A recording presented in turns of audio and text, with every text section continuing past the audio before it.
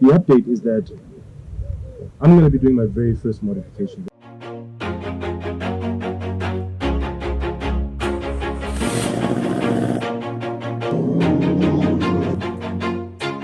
Always do it on my own, so I gotta get through it. And the only thing I know is to love what I'm doing. Never give up, never slow, till I finally prove it. Never listen to the no's, I just wanna keep moving. Keep my head up when I act, head up, that's a fact. Never looking back, I'ma keep myself on track. Keep my head straight.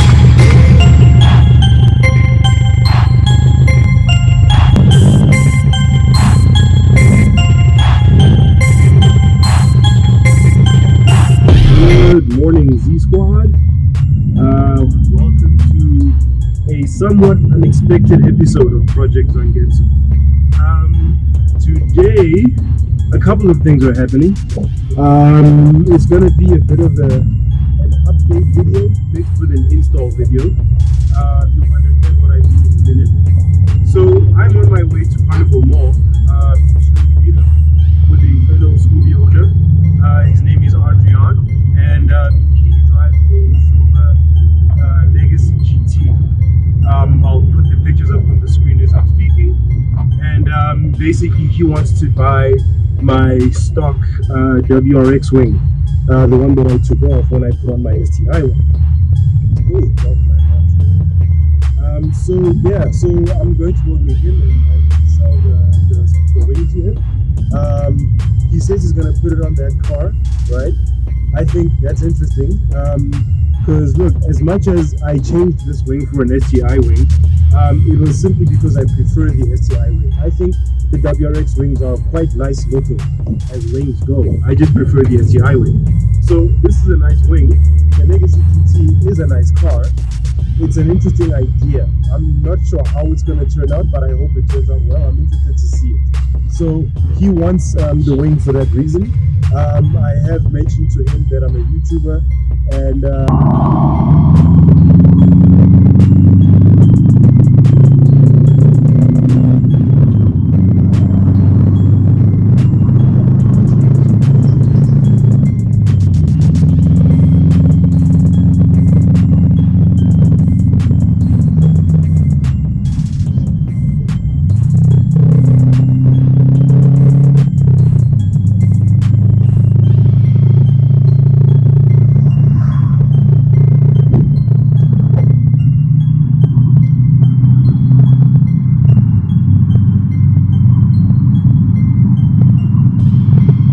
what's up, guys? Welcome back. So I'm here with Adrian, and we are basically doing our thing. Business has gone down.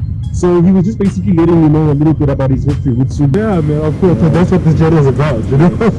So you were saying that your last Subaru was a Hawkeye. Yes, it was a Hawkeye. Yeah. And I sold my Hawkeye, and I saw an old man driving a Legacy GTP. Oh, yeah. Okay, and those are nice. I know I want that car. This is also Subaru, also four-wheel drive. The Legacy GTP is a 6-speed manual transmission. Okay. So you get different ones with the 2.5 automatic gearbox. Okay. Nice. It's also a 4-cylinder. Also 4-cylinder. Okay. Supercharged whatsoever. Yeah. But the 6-speed is more aggressive. I see. Because it's manual. Oh yeah, that's very nice. Is it like the STI 6? Yes. Okay. Yes, exactly the same. Yeah, it's a very nice car to drive. Yeah. It's pushing factory fitted motor 200 kilowatts on the wheels. I think what made me buy that car was actually because of it is a 6-speed car. Yeah. It's not It's the best range. expensive to buy that car. You can buy that car under 100,000 rand. That's what I love about these cars as well, you know? Otherwise you have to buy WRX SDI, you're going to pay like 160,000 rand. But even with those, you know, it's like the kind of league that these cars are in. If you compare them to other cars, other brands, they're very cheap in comparison.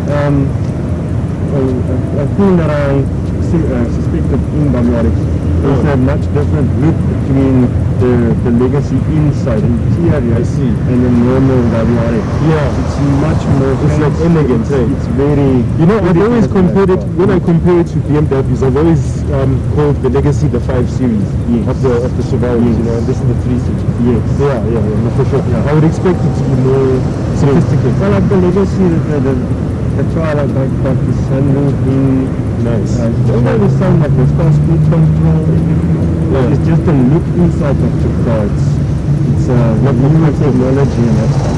Yeah, but it's modern. Yes, but the car inside maybe something goes wrong here. I don't know what to pay for it. Electronics could be very expensive. Yeah. But all my life I've driving WRX, JC8.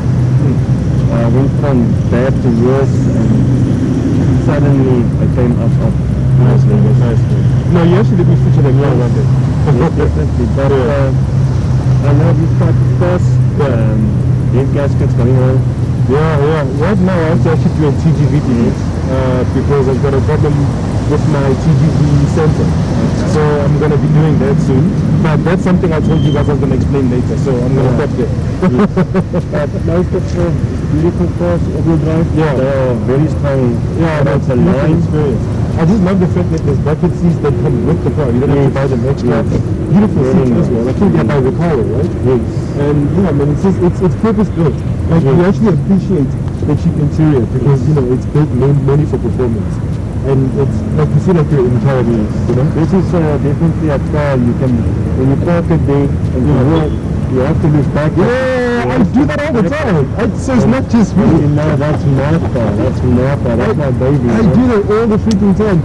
Like, I smoke cigarettes, right? Yes. So I used to smoke at a certain point in the house before I had the car. Now I'm always standing in front of the car when I have a smoke. Exactly. I always just want to be around it. No, they're beautiful things, man. It's like part of your life. It's a dream come true. That's the best way I can explain it. But Adrian, thanks for your time, man. Thank you. Thank you very much. And thanks for buying my room. Thank you. We will definitely see you again on my Legacy GTB. I can't wait to. I'd love to go to the room. Once you do, it will be great. Okay. Thanks a lot. Thank you for the opportunity to try this. No, man. Anytime. That's what I love about the Subaru community, too. Yes. Like, people are very helpful. Yes, we help each other. Yeah. So, no, we help each other out now as well. Yes, thanks a lot. Alright, guys. Alright, guys. I'll see you guys in a bit. Welcome back, guys. Okay, so as you saw, the deal went down smoothly. Had a bit of a talk with Adrian as well. He shared some of his history and stuff with the Subaru brand, which was dope. So now we're on the part of the video where I let you know what's going on.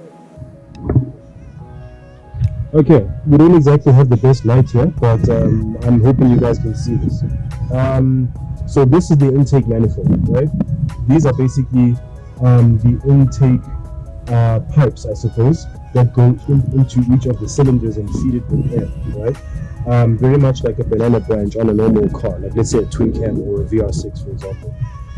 Okay, no, sorry, not a VR6, an old school Golf GTR, where you would see all of them kind of like looking that way. I'll put a picture up for comparison and going directly into the cylinders. Because this is a boxer engine, they go this way.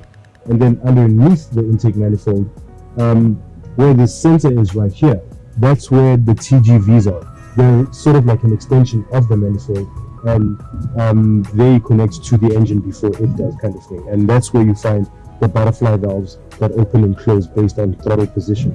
Because this TGV sensor also doubles as a throttle positioning sensor.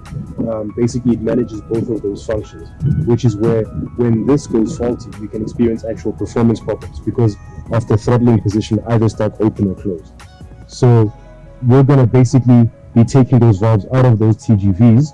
It will involve removing the manifold itself and disconnecting everything that's connected to it, and then removing the TGVs with the manifold as well, and then removing the manifold from the TGVs and taking out the butterfly flaps, and then replacing it, and also disabling the motors that control the butterfly flaps on the ECU, and disabling the sensor or just unplugging the sensor, and that equals normal performance issues plus increased performance. So that's what we're doing. That's basically the update for what's going on or what's coming on the channel. I hope my explanation made sense, but during the process I'll try and be as explanatory as possible, because I'm trying to move towards making these videos not only a bit of an entertainment thing or a motivational thing as part of my brand, but also a bit of an instructional thing. I'm hoping that some of the value that can be taken from these videos is to know how to do something if you were considering doing it but weren't sure how. So that's the kind of value that I'd like to actually add on these videos, over and above the entertainment value. So I hope you enjoyed it. If you state this far. So with regard to the TGV delete process itself, I may or may not be doing it in collaboration with Rashad from Fuji Performance. We have been talking about that. I just need to basically get the gaskets from Subaru because we're going to need to be replacing those when we remove the TGVs and the manifold. And then he said in about a week or two, we can go ahead and do the process. So I'll keep you updated if that stays intact. Things can happen, but I'm hoping that's how it's going to go down. It's always nice to feature, people and establishments within this car community and the Subaru community specifically, I suppose, and have their point of view on the world that we find ourselves in as car enthusiasts, and share their knowledge, things like that, show their builds. That's always nice to see. Have some extra things featured on the channel instead of just my car, So yeah, thanks for watching, guys. As usual, I do with it to Mashawi, and I urge you, as always, to stay awesome, take care of each other, and stay chasing your dreams to infinity and beyond.